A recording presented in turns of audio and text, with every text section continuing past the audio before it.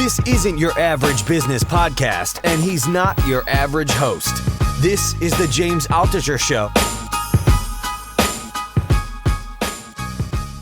Let me ask you this: you've been a champion at chess, one of the best chess players in the world. You've been a professional poker player. Correct me if I'm wrong. You would wake up at when you started Chess Mood, your coaching site. You would wake up at 4 a.m. to play poker to pay the bills at Chess Mood. Yeah, four, usually four, but there were days where 3 or 2, but usually 4, right? Usually four. And how many tables would you play at a time? On average 20. So I would have 20 monitors, and I would 2 monitors, and I would play on average on 20 tables. 20 tables. So it's online. What if you had to think very fast? What if one of the tables it's your turn to bet? Would you ever run out of time on that table? Theoretically, I could play even on 40 tables, but then I would run out of time. So I found that the sweet spot is, for me, is 20. So on 20, I am optimal, unless you want to go to toilet. And what would be the average amount you would win per day? I'm just curious. Maybe, obviously some days you would lose, some days you would win, but at your peak, what were you winning per day? There are days you lose a lot. There are days you win a lot. So on average, you win and lose thousands. Wow. So you win 2,000, the other day you lose 2,000, and so on. And we'll get to chess in a second, but let's say you lost 2,000. Would you ever get super disappointed or afraid? Would you think, oh my gosh, if I lose $2,000 a day, I'm never going to be able to afford whatever it is? One of the things I did not bad. I learned about bankroll management and risk management. So I understood how to manage my risks, and I understood that if I lose $10,000 a day, yes, that's a lot. But 2,000, it was in the risks. So I understood the math very, very carefully, and I was okay. I was okay most of the time, unless you lose 2,000 20 days in a row. Yeah, it's were you ever afraid? Let's say you lost 3 days in a row. Were you ever afraid? Oh my gosh, if I lost 20 days in a row, I'm screwed. No, not really. I understood the math. I understood the math. What's happening, and to lose 2,000, it was the maximum I could lose in one day. So theoretically, it's very 0.01% chance that I can lose 3 days in a row like that. But yeah, once I had an accident that I lost more, because I was playing on 20 tables, and I'm human, so I had to go to toilet at some point. Usually I try to not drink much to avoid water or coffee, but I had to go. So how you do that? You turn off your monitor from the you turn off the laptop from the monitors. So all 20 tables are on your one laptop. And with one hand, you grab your laptop and you go to toilet. And then somehow I dropped my laptop. Oh. And then all the 20 tables where there was bad, because I was playing tournaments. So you pay for the tournament and there is no way out. So my laptop was broken for a week and I lost all that. So that was a disaster. Oh my gosh. Would you get angry at your girlfriend or wife or whatever when that happens? Usually I laugh when such things happens. I try all my life to take things easy. So usually my first instinct whenever such things happens, I just laugh, loudly I laugh. And okay, I've noticed this with your chess. When I watch you play a video of you playing chess and you lose, sometimes, like anybody, you'll make a mistake, and I do notice that you laugh. Is the laugh to convince yourself that things are okay, or is the laugh sincere? Are you really laughing because it's so ridiculous, the mistake you made? It's probably 50-50. It's probably 50-50. Sometimes I just laugh, how I could do that, how this can happen, how I could just leave that laptop from my hand. But part is just to keep myself in a good mood. If I don't keep myself in a good mood, if I don't cheer up myself, who will do? And I had this analogy in my mind. I'm always trying to imagine that my brain consists from 1 million small minions, like that cartoon. Huh. So these are my soldiers. These are my army, but they are kids. They are like babies. They don't understand much. So I need to make them happy. So if they are disappointed, they don't come with me to the war. No matter I play poker, I play chess, I do whatever. So these little minions, I always need to make them happy. I need to explain why we want to do that, and they need to have fun. So if I don't entertain them, if I don't laugh and they are disappointed, I'm like, oh, I think we don't play with this, I lose them. And if I lose them, I lose everything. So with this, I'm trying to cheer up me and my minions in my head. Right. So this is a great analogy. Like, I love this analogy of that whenever you go into a situation where your total 100% performance is required, you need these million soldiers or minions to be working for you. So what could get in the way? Like relationship troubles could get in the way, work troubles could get in the way, your feelings about the game could get in the way, or if you're tired, it could get in the way. Like, what do you do to keep all these like, let's say you just had a fight with somebody, like you're someone listening to this that had a fight with their boss or their wife or husband or whatever. What can they do to keep like the soldiers, the minions, happy? Well, that's a tough talk with a kid, right? It's tough talk. So usually I try to avoid such big conflicts, and I don't have. Most of the talks with the minions are coming from initial point when I'm going to start something. I'm like, come on, like today we have a discussion. Come on, all minions, listen me carefully, and they're okay. Tell us. And I'm like, we are starting poker career. And they're like, what? So I need to explain them, why do we start? Why this all, like I'm like staying there, and they are very carefully listening to me. And if my pitch is good, if I convince with my pitch them, they're like, yeah, let's play poker. Or let's guys, we are starting chess mode. If I explain why, like that's why that many like have that. If I explain why we do that, that's the most important part for me. And just like you explain a kid, yeah, why he should eat that food, because you will take them to the zoo at the end, because you will have ice cream. Yeah, I'm talking with them. Like if it does that, if it all goes well, this will happen. We are going to do that, and they are, yeah, let's do that.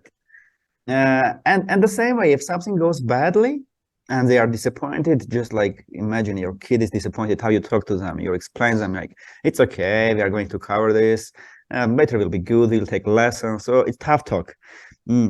Usually if 1 million are set, I'm not bringing immediately all of them. Maybe half of them I'm bringing, another half maybe are crying, another half are angry at me, but slowly I'm trying to bring them back, because this is my army. This is who will be with me all the time.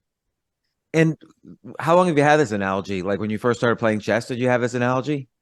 No, I was unfortunately, or fortunately, because unfortunately that if I knew many things that I know now, my chess career would be in a different place.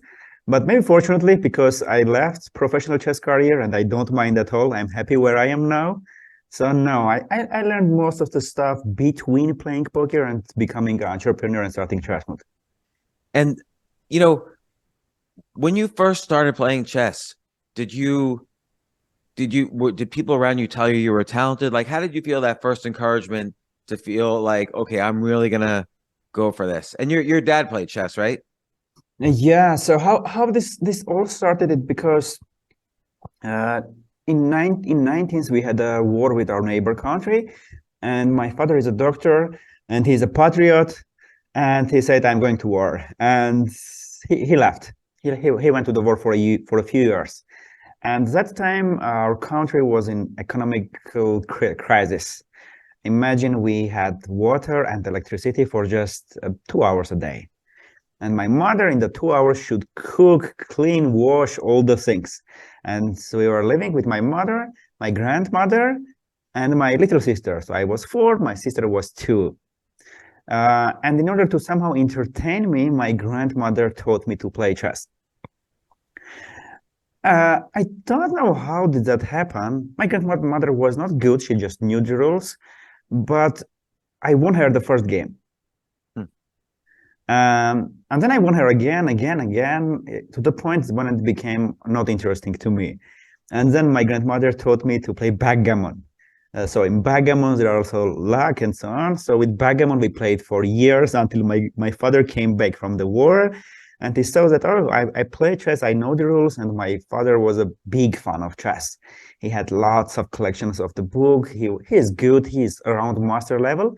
He never had a title, but he's about master level. He saw I'm playing chess. It was his love. So his son was taking his passion. And he took me to chess school because it was from one point it was passion, and from another it was when he came back, the country situation was not good. Nobody had really works. They don't have jobs. So my father took me so he'll have more time to find job and to do things. So he took me to chess school, and from there my journey started. But the point where people thought that I am talented, probably it came that I won the first game I ever played against my grandmother, who taught me to play chess. And that, let me ask you though, like when you say your dad went to war for years, like did you not see him for years? Yeah, I didn't see him for years. I was in kindergarten, and I don't vividly remember that. Barely I remember that. They tell me this story. So I was in the kindergarten, and I'm already about 6, and my father is coming back from the war with huge beard, huge. And coming and saying, okay, I came for Ava. And the teacher came and said, okay, there is your daddy came. I looked at him because I was told that if somebody comes and say, I'm your dad, don't go. I look at him like, who is this? No, I said, no, he's not my dad. I didn't recognize my dad. Huh. He was with beard, and I didn't see him 2 years. He just came, he looked into my eyes, yelled at me, and said, look into my eyes carefully. I'm your dad. And they looked at it, yeah, he's my dad. So I hugged him, and he took me to home. My grandmother ran to us with crying, with tears in ears. And my father is turning around and like, look, grandmother recognized me. How you didn't recognize me? And I'm like, no, grandmother recognized you because I was with you. And I mean, did you feel bad when he said that? Like, did you feel like he was? I don't very vividly remember things. I barely remember that incident that there was a huge beard guy came and say, I'm your daddy, and he yelled at me. I barely remember that, so don't remember it. And Armenia is not like a very big country. Where was he that he couldn't like visit home during the years that he was at war? So there was a conflict with this Nagorno-Karabakh with Azerbaijan. So it is about 600 kilometers from country, and it was rough war, and he just couldn't come back. Yeah. Like 2 years, like he was there for 3 years. At one point he came back, but then when I was 4, I didn't see him for 2 years. And do you think like obviously some part of you knew that he was interested in chess? Like you said, there were chess books all around. So you think playing in, this is sort of almost a cliche to say, but do you think like playing chess and feeling good at it was almost like a little bit of a replacement for your father? Like this was your way of having him around mentally because you knew that this was something you could share? No, actually, how I took this closer to heart, as they tell me this story, is that when my father came and he was trying to find jobs, and he was all the time busy with doing few things, I found a trick to make him to spend time with me. So I would take the chessboard and go to my daddy and say, let's play chess. This was something he couldn't resist. If I was bringing my toys, cars, and like, father, let's play, would like, sorry, I'm busy. But when I was taking chessboard, he would like leave everything, all the instruments he had on his hand, and said, okay, let's play chess. So this is how I found a way to get connected with my daddy, whom I miss so much, and to spend time with him. And when did you first beat him? I was probably 10. He was strong. So when he was playing with me, in order not to just win me all the time and I lose the interest, and also so he doesn't play like intentionally weak, he would remove many of his pieces from the board. So he would remove not just queen. Queen is huge, right? But I was beginner and he was master. He would remove queen, two rooks, bishop, and he would play with just few minor pieces with me chess. And the rule was this: if I win him 3 times in a row, he adds 1 more piece. And so this way I had the challenge: 3 times in a row to win him. So he adds a more piece. And then he eventually added all the pieces. And then eventually he added his last knight. And then we started to play 1-on-1, and then eventually I won him the first game. But I wouldn't won him that first game. I would just stop playing chess. If there was not that incident when he took me to my first tournament, and the first game I ever played in the tournament, I lost. If I didn't lose, if I won that, maybe I would just, it's easy game. I won my grandmother. It's okay, I'm winning them. But when I lost, I took it so seriously. So probably that had its impact that I continued playing chess. And it was after that first loss that you beat your dad, or? When I played that first game, I was about 6. The first time I just won my father when he had all the pieces, all his chess army on the board.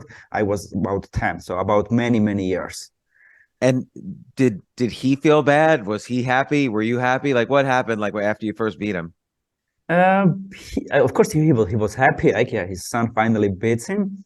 But the day I remember that I beat him, he was playing without rook, and if I win him 3 times in a row, he would buy me a table billiard.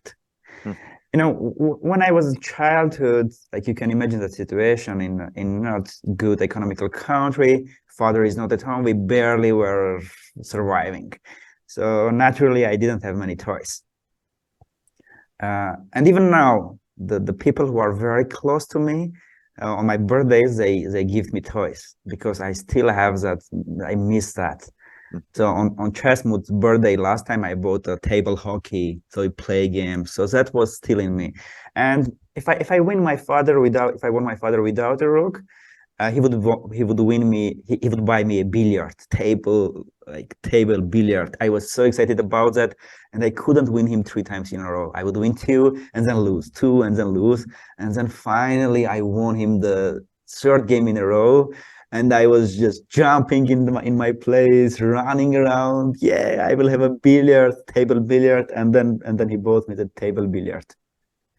And did he? I mean, was it actually like a pool table, like a big table in the house? No, just small table, like small that you can put on the table and just play, like very small for kids, nothing big.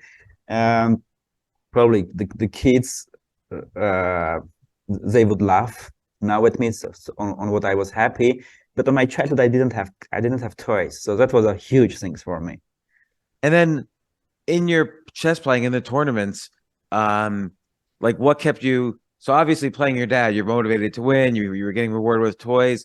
What happened when you started playing in tournaments a lot? Like, how did you improve? How much do you think was talent versus working hard at it? Like, when did you have to start really working hard at it? The first thing was that I lost my first ever game I played. So I wanted like, okay, so they are better at me. And I felt, I don't know how, but I objectively felt that he was just very strong. He just crushed me. It was not he accidentally beat me.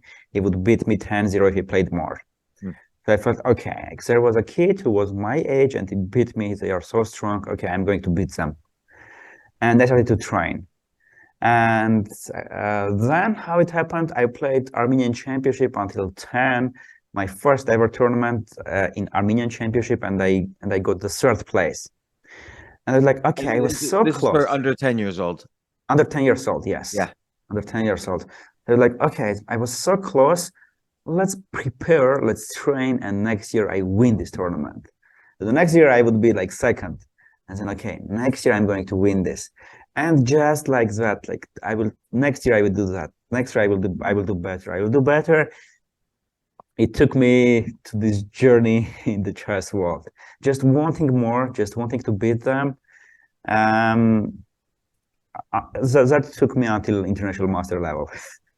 And you were about 18 years old when you got international master, and then a year later you were a grandmaster. Were you one of the Yes. youngest grandmasters in Armenia? One of the youngest, and that time it was also one of the youngest in the world, because that time 19 grandmaster, it was really young. Now it's like if you are 19 years grandmaster, it's young, okay, but that time it was good.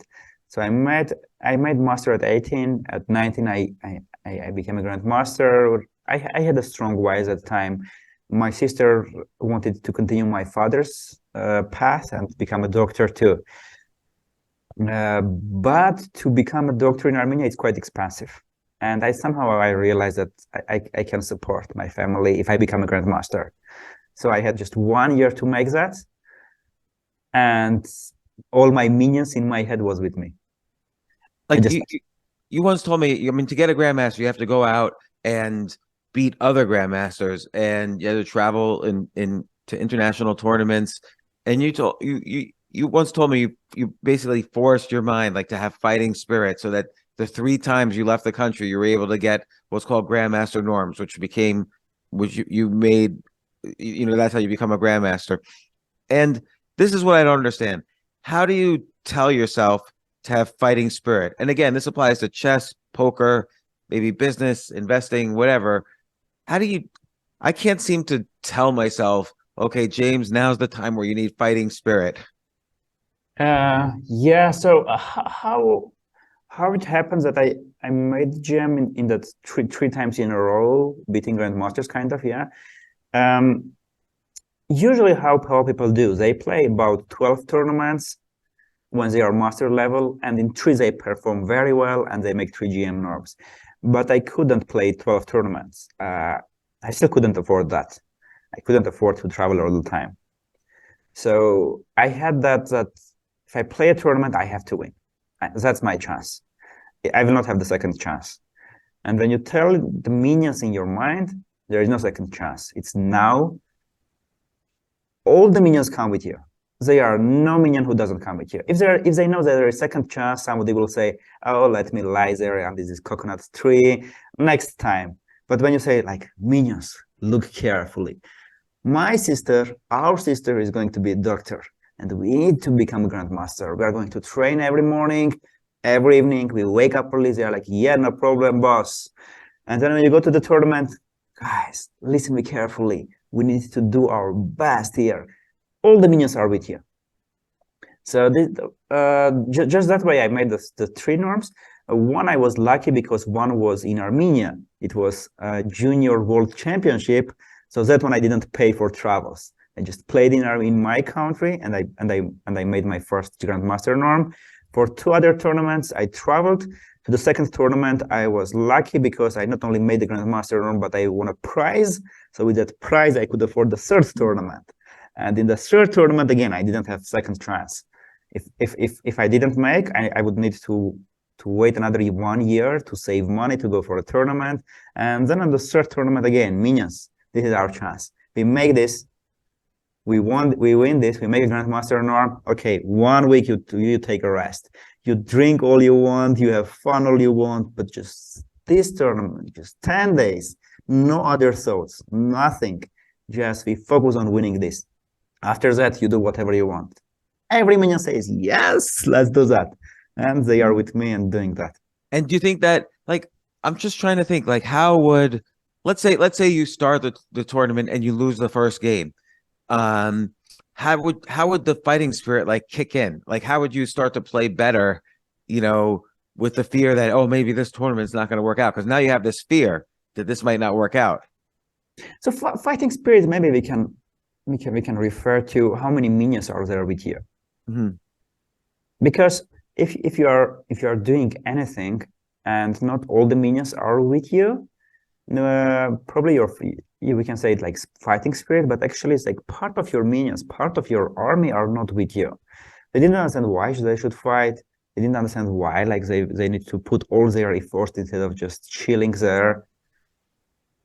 So I would talk to them, explain them very, very detailed, like why we need to do it, and then all of it would be with me. And if I lose the first game, it would be like, okay, we lost the first game. Why did this happen? Because that. Okay, We removed the previous moves, whatever happened. We don't have that past. We took all the lessons from the past. We focus on the next game. Why? Because we need to make a Grand Master Neuron. Right, minions? Everybody, yeah! And then we go to the game.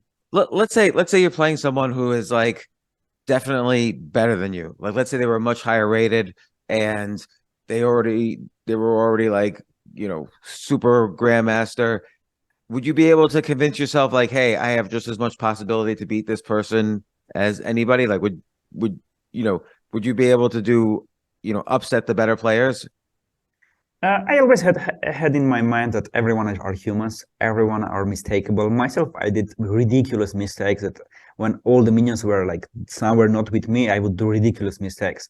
So if any of us are human, we can make mistakes. Nobody is perfect. So theoretically, there is a chance. What I can do is this. I can perform 20% of my capabilities, 50%, 49, and 80, or close to 100. So my goal would be, okay, if my rating is 2400, it's not my actual level.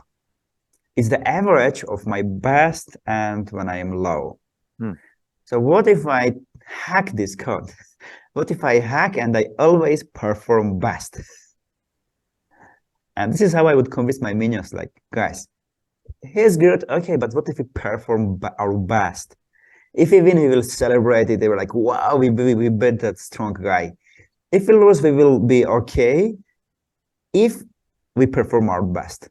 I would yell at them. I would just bring all the minions and just say and yell at them if I didn't perform my best, if I did stupid things the last night, if I didn't focus before the game or during the game, or I would go and stare to a beautiful girl. I would yell at all these minions.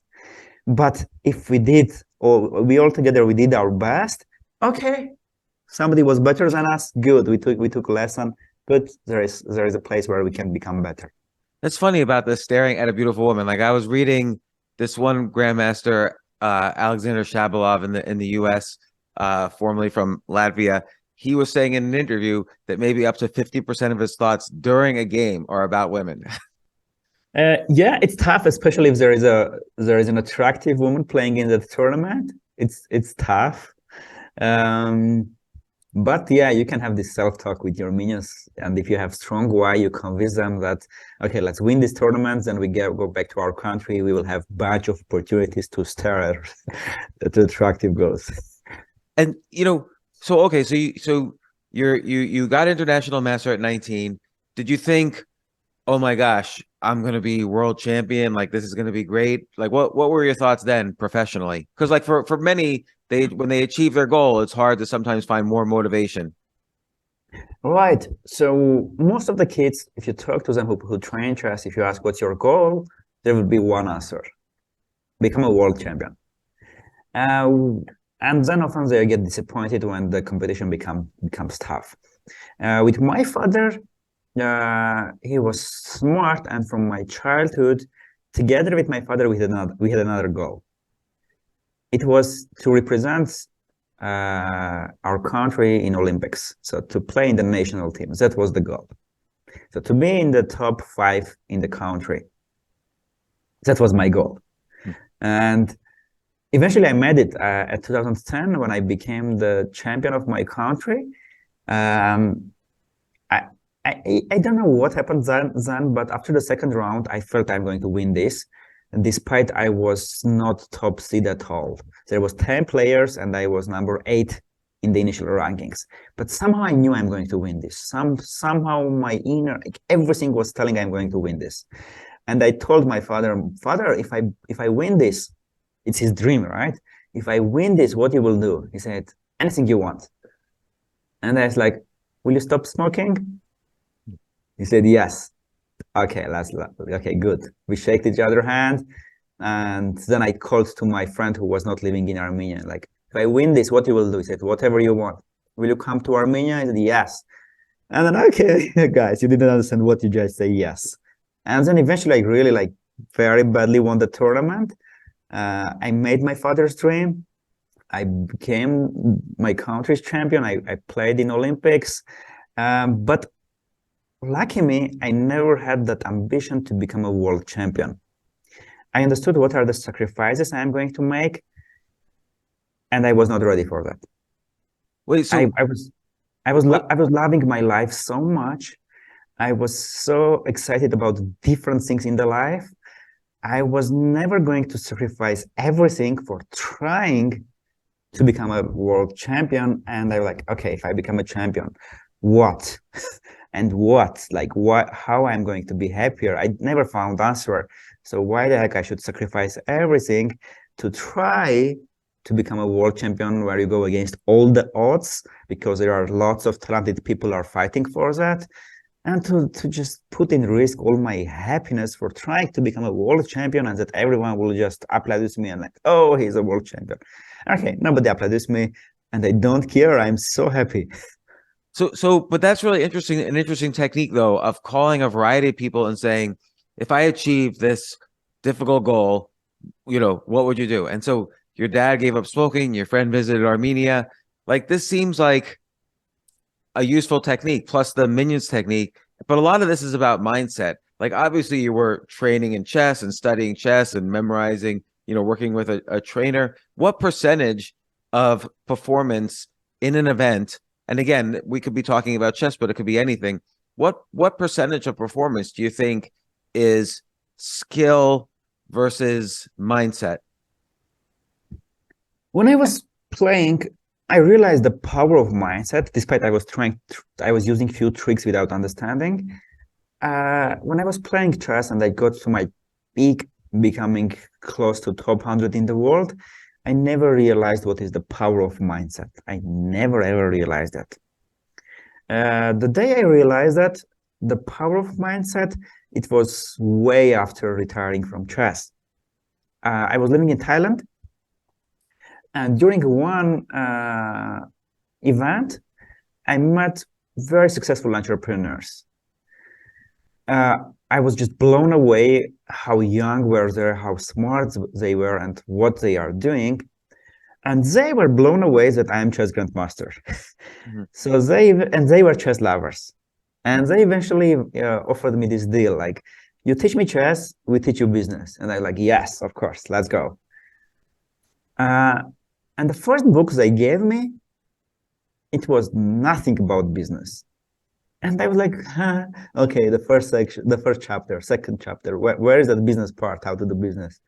Fourth chapter, okay, no, this was not about business. And then second book, no, it's not about business as well.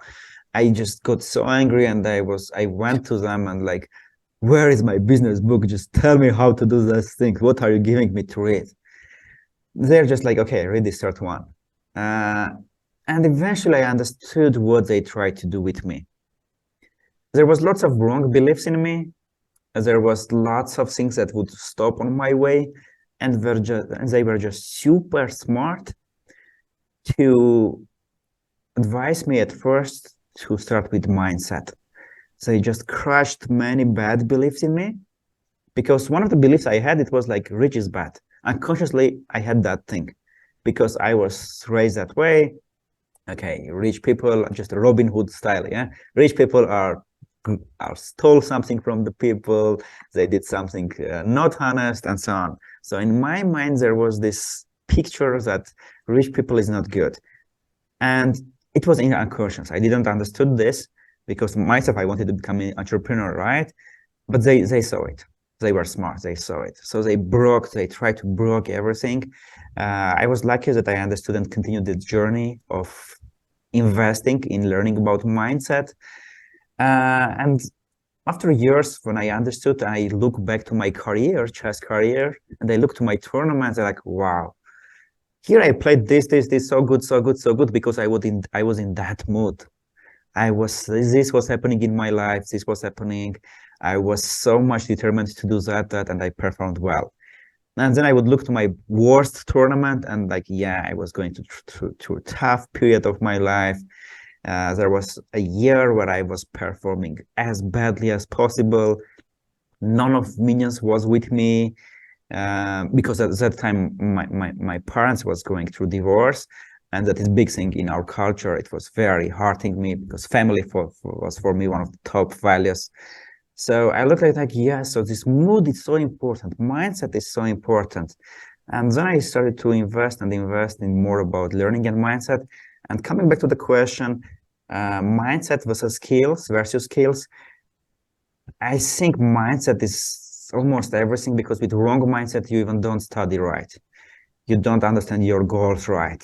With wrong mindset, you do so many things wrongly. And with right mindset, you can accelerate everything with 100x. And during the game, like skills, mindset, if you're already Grand Master level, I would say 50-50.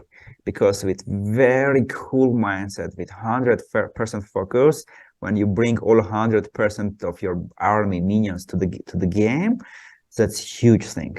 Most of the people, they bring half of the minions to the game, maybe a little bit more than half. Imagine if they doubled the strength, like 2 more army with you. You know, it's interesting. Like, what books did the businessman give you? Do you remember? It was few. I remember. I don't remember the exact order. One was, what's the name? Napoleon. What? Oh, Napoleon Hill, Think and Grow Rich. He Can Grow Rich. There was Science of Getting Rich, something. Wallace Wattles. Yeah, The Science of Getting Rich. Yeah. Then I started at some point Tony Robbins' book, Unlimited Power and Awaken the Giant Within You. Yeah. So like Simon Sinek, Why, and so on. Yeah. It's interesting how a lot of these books that businessmen read, and I've read all of those books, there's actually nothing to do, like you say, they have nothing to do about business. There's nothing like, okay, here's how you come up with ideas for business. Here's how you negotiate. It's a lot of it is about mindset.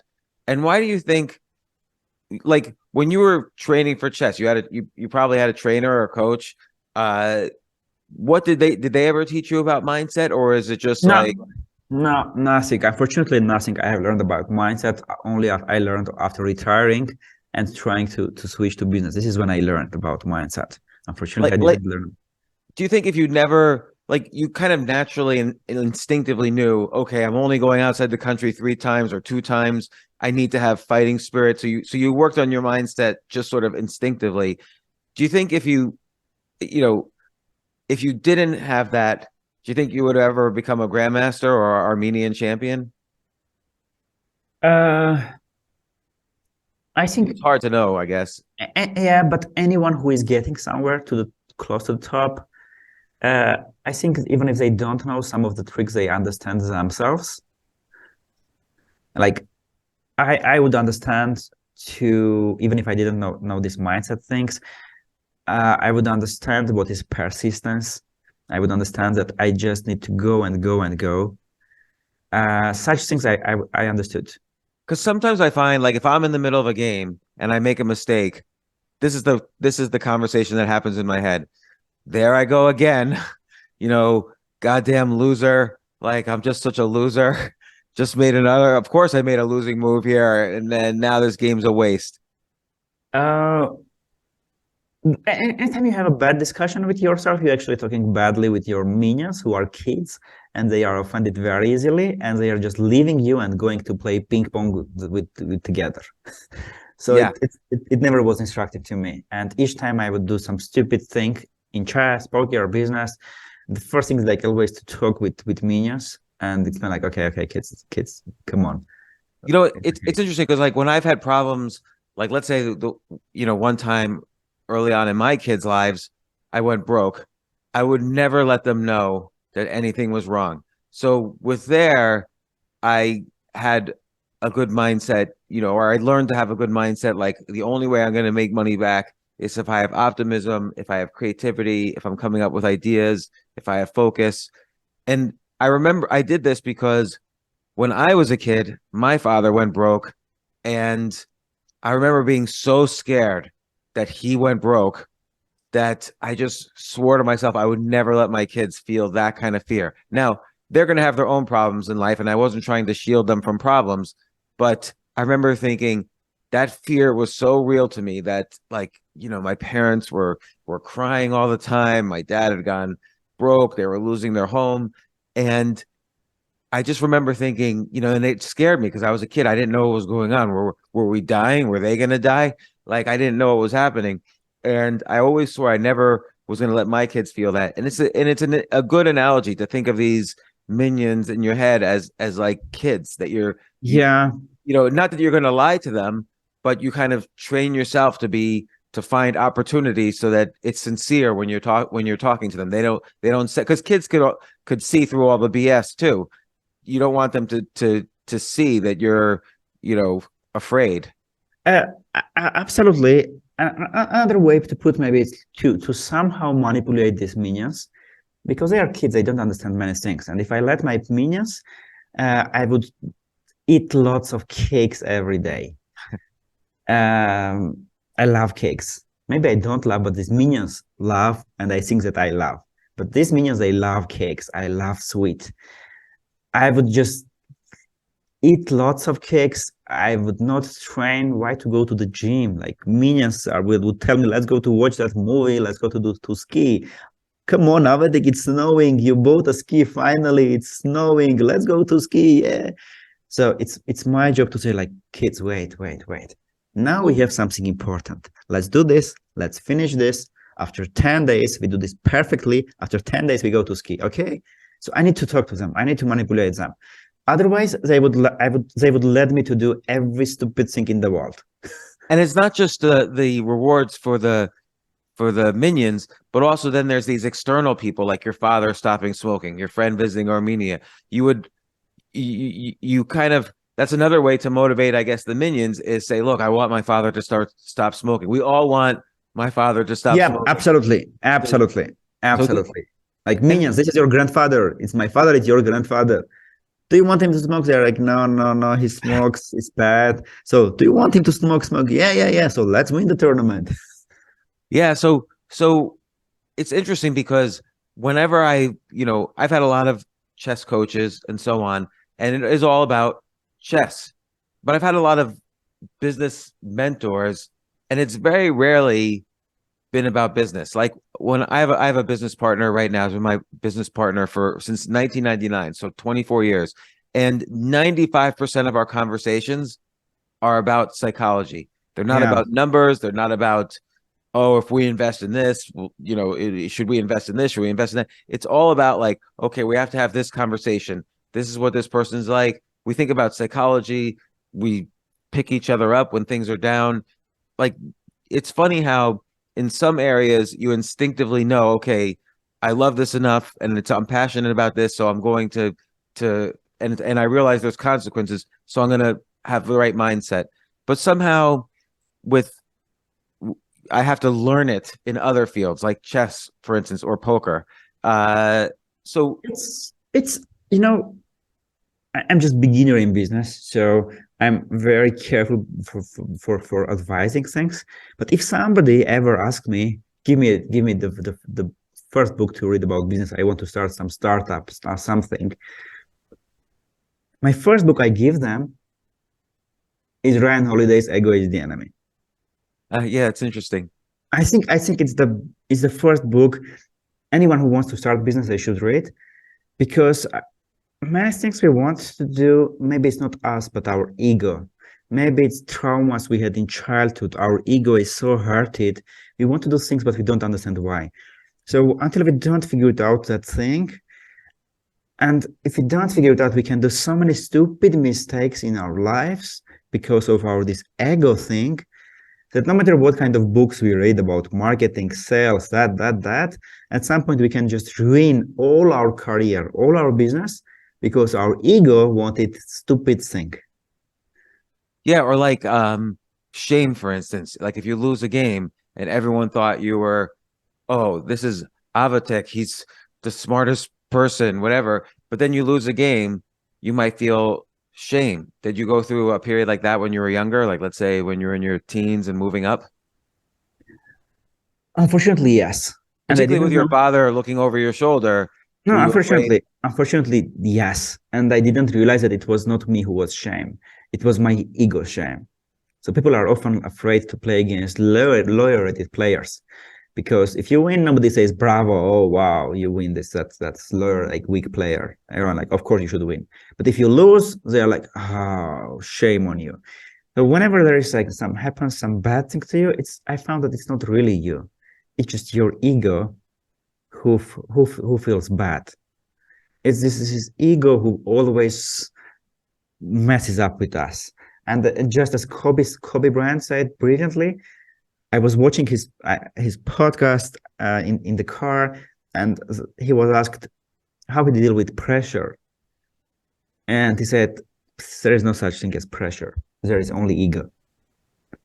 That's so interesting. So in chess, you kind of understood this, and then later on, perhaps during the poker years, you left, you retired from professional chess, and which I want to get to in a little bit, but you became a chess coach.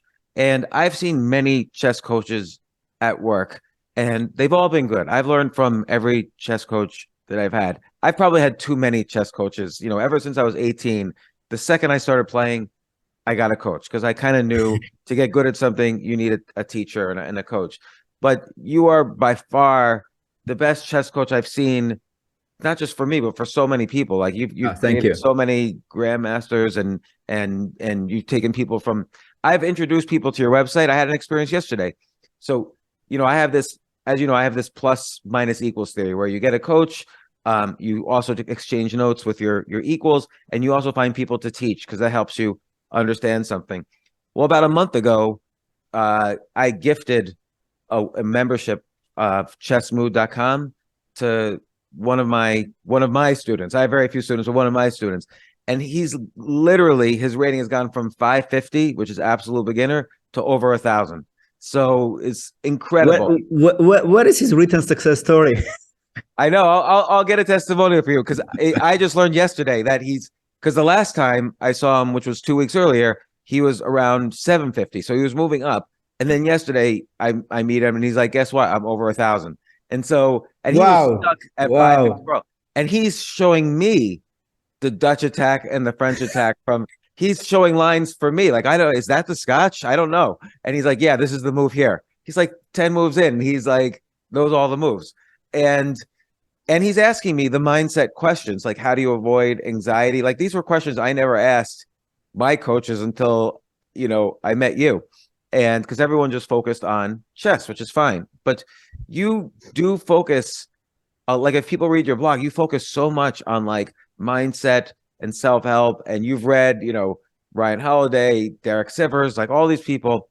So I wrote to Ryan yesterday and told him you were coming on the podcast. I wanted to see if he was around to see if he could come on, but he was in the middle of, he does another podcast. But he wrote me a story. Let me see. Oh yeah, he said there's a story about Seneca, who's a famous Stoic. Yeah, and Seneca was sentenced to death. On his last day, while he waited for the executioner, he was playing a chess-like game. Maybe it was chess.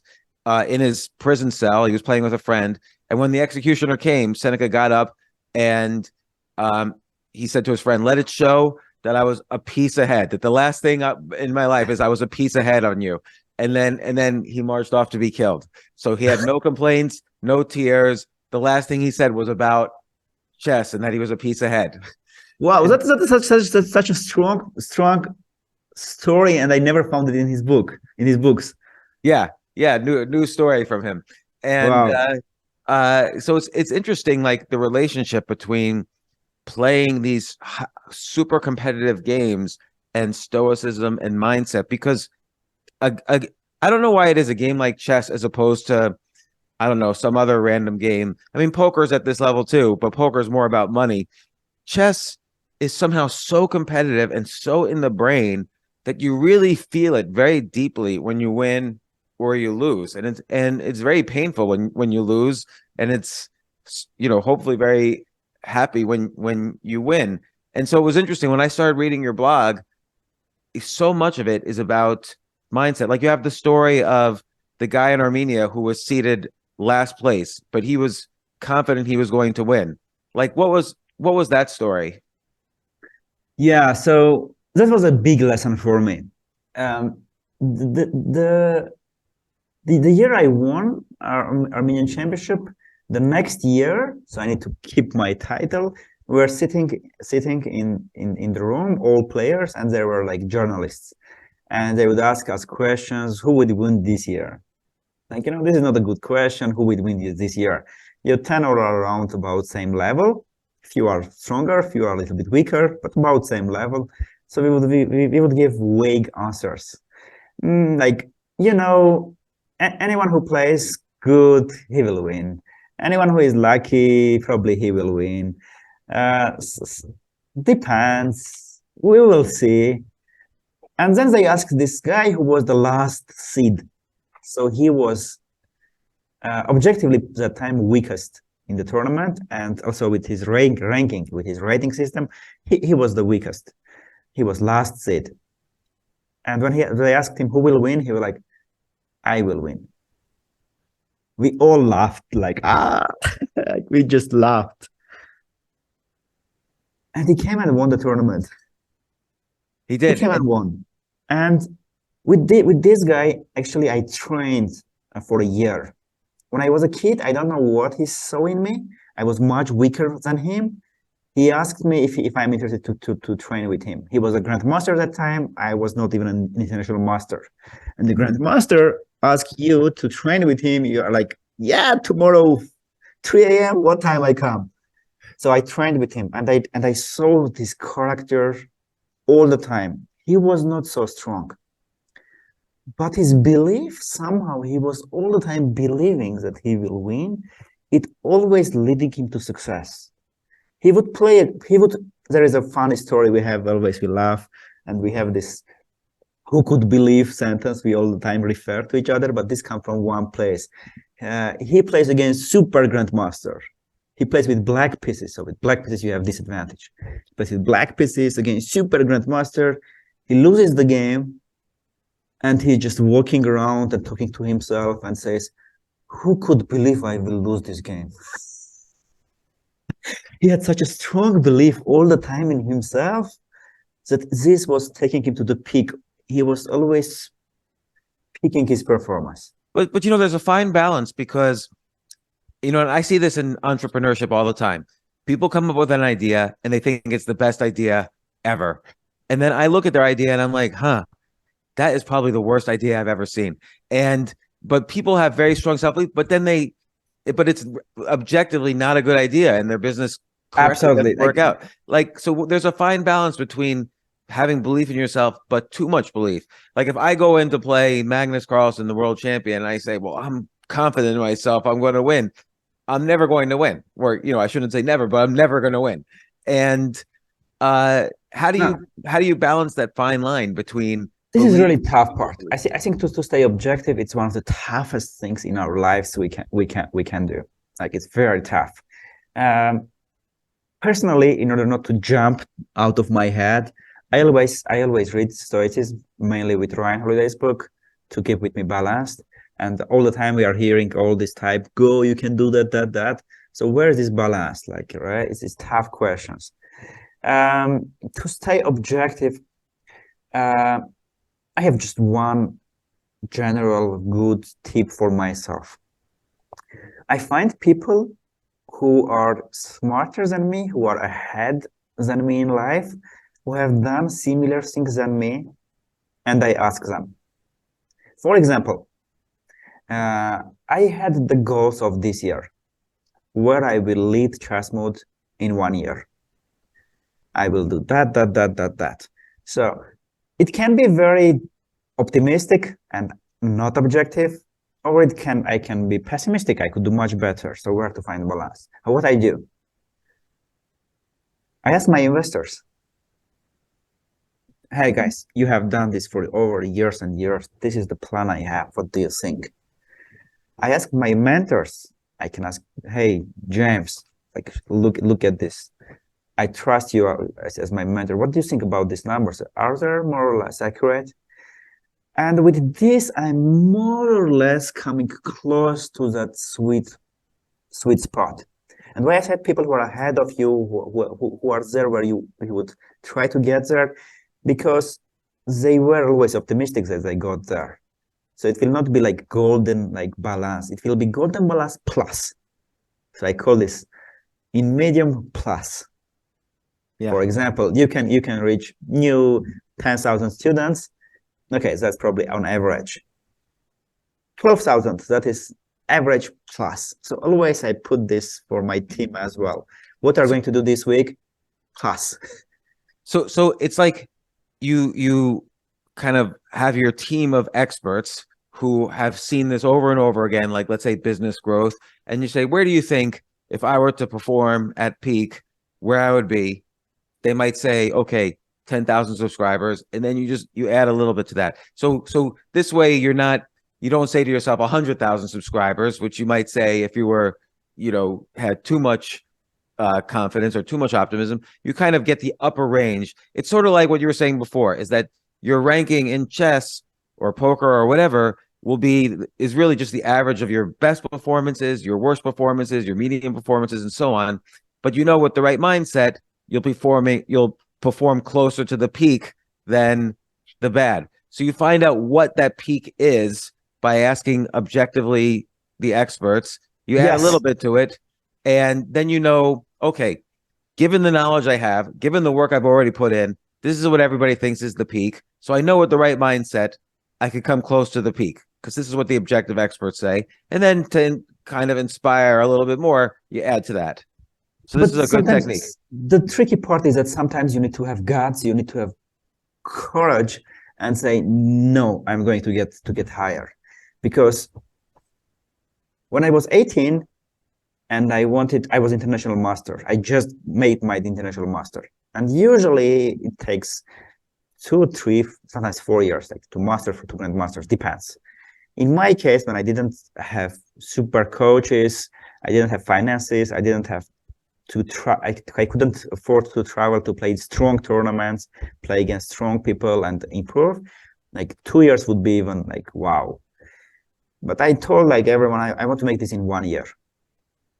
And everyone I would ask this advice, they would like come back to the earth. No, not 1 year. Like, come on, this is dangerous for you. You will break yourself now.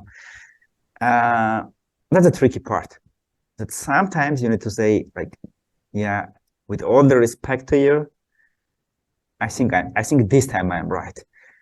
But this you should be very, I think, accurate. We should be very careful with that and do just time to time. You cannot always do that. You can do that if each time you do and you are right, you are better than whatever they advised you. Then you need to find some kind of new mentors. But in my case, it was everyone would say no, more than 2 years, and I said no, 1 year, no 1 year. So I would just ask coach like, hey, would you train me? I want to become a Grand Master. He would say, yeah, of course, but 2 years. I said, no, thank you, goodbye. Because I wanted to do in 1 year. I had to do, and I made it. And this is probably one of the things that it always stays with me. I always ask advice, but sometimes I come back with my guts and I'm like, no, I will do differently whatever they say, no matter how ahead they are than me. But maybe you saw many examples. And by the way, should we mention Armenia, which has like 3 million people, has something like 100 grandmasters, some like outrageous number of grandmasters, like more grandmasters than any other country practically, and you're smaller than the average city in the United States. And so you saw a lot of examples of people going from one level to another level. Maybe you knew, okay, I saw this person go from one level to the grandmaster level, but I felt like they didn't train hard enough, or they trained this, but they didn't train that. So maybe you knew, okay, if I just train all of these things, I'm going to have a little bit of edge on speed, just mathematically, over all these other people. Maybe I was like, they are not saying that 1 year I'm going to be able to wake up at 7 a.m. and train 10 hours a day. I felt like they don't believe in this. They don't believe this is possible, but I knew this is possible to do. If you want something very badly, you will do that. So I felt like they are underestimating what I can do. And this actually came from my childhood. My self-belief comes from the childhood. And I have this story which changed probably all my life. When I was 12, I was not working on chess as hard at all. I was very lazy because my minions wanted to play video games. I didn't have toys in my childhood. Now I am 12 years old. There are video games. I have some computers. There is Need for Speed 1 or 2. I don't remember what was it. It's bad graphics, but I wanted to play. So I would wake up at 6 a.m. I would tell my father, I'm training chess, but I would play video games before going to school. And once he got me and he said, like, what are you doing? He was so angry at me. He said, no more chess. Wow. He punished me, and I didn't play chess for 1 year. So when you are 12, on like peak, like you are training, 1 year is big things there. I didn't play chess for 1 year. He just said, no more chess. I cried. I like, please forgive me. That he said, no chess, no more. He was very angry at me. I was bored and I we had a martial art, some MMA group in our school. So I signed up there. Okay, I'm going to be there. I was very skinny, like I wanted to be a little bit stronger. So I was like, okay, let's go to MMA. And my coach asked me this question when I went there, like, why did you come? And I said, just become better. I don't have ambitions to become world champion, just to become stronger. He didn't want such students. He wanted champions who will do marketing for him. And he wanted to get rid of me. And said, okay, let's see what you can do, how you can fight. I was 12 and he put me in front of a 15-year-old kid who was training already a few years there. And I have never beaten in my life like that. I couldn't stay on my legs for a few seconds. They would bam, bam, and like I was on the floor. I would wake up. I was chess player, fighting. So I would wake up and again, 2 seconds, I am on the floor. He beat me very badly. Everyone laughed at me very badly. And he's like, okay, just go take rest. Okay, we saw how you fight. Everyone was still laughing at me. And that moment I had a choice. To leave and go home and never come back to martial arts, or to say to myself, let's beat this guy. I had a choice. And probably this is the best choice I've ever made in my life, because I think if I did another choice, I would never be where I am now. So I made this commitment to myself. I'm going to beat this guy next year. No matter he's 3 years older than me, I'm going to beat this guy next year. And the next morning, I wake up at 6 a.m., but instead of playing video games, I ran to the park to jog, to train, to do push-ups, to do things. And then the next day I showed up to the class and coach was like, oh, you came up. My eyes was blue. There was blood in my eyes. I just showed up to the lesson. Some of the older students, they probably appreciated that. They got some sympathy to me. And after the lessons, I would stay there. Some would come and show me a few more tricks. Some of them would teach me a few things. I would train. I would try to outwork. I would try to outtrain. And just like that, every morning I wake up at 6 before going to school. I trained. And then school, then go there. Every day I would do push-ups to beat that guy. This is a great example, by the way, of doing 1% more per day than the competitors. You're going to improve so much, 38 times faster in 1 year. Yeah, absolutely like that. He would just finish the tournament. He would finish that lesson and go to the shower room. I would stay and train. And he didn't know that I was training at 6 a.m. as well. So eventually I got a chance. We had a bad fight. Long story short, I broke his hand during the fight. I won him, but it was not a win I wanted because I broke his hand. And I ran from there, and I never came back to MMA. After 1 year, I came back to my father and said, Father, I'm missing about chess. Please, I will never do that again. I'm missing about chess. Please let me back to the chess. My father agreed. And probably if I didn't have that experience in MMA, every morning waking up at 6 a.m., training, trying to be better every day, keeping consistency, I would never get that lesson that I would need in chess, because that gave me such a big lesson for my life in chess, in poker, in business, everywhere. So just do think every day. Just keep the discipline, as Ryan would say. Keep going, become better. One day you will arrive. And again, we're quoting Ryan a lot, but his stuff's great. It's you finally got to this point where you showed respect for chess as opposed to playing video games when you were should have been studying. You knew that you needed to show respect for the game in order to improve, and more respect than the other people, your competitors, were showing. No, absolutely. But let me ask you this though. Everybody says, oh, it's about the process, not the goal. But you would set for yourself goals. I'm going to become a grandmaster. I'm going to beat this kid in chess. I'm going to make money at poker. You would set goals and, of course, respect the process. So, what do you, it seems like goal setting is very important. Yeah, I put goals so my minions know where we are going. Otherwise, like, okay, we train every day where we are going. I cannot explain the minions, like, believe in process, just keep going, focus on growth. They are kids, minions are kids, so they need to have goal. And when they know, okay, we are going to beat that guy because he beat us very badly, yeah, they are waking up with me every day at 6 a.m. So for me, goals are mainly to explain with these kids, these minions in my head, where we are going.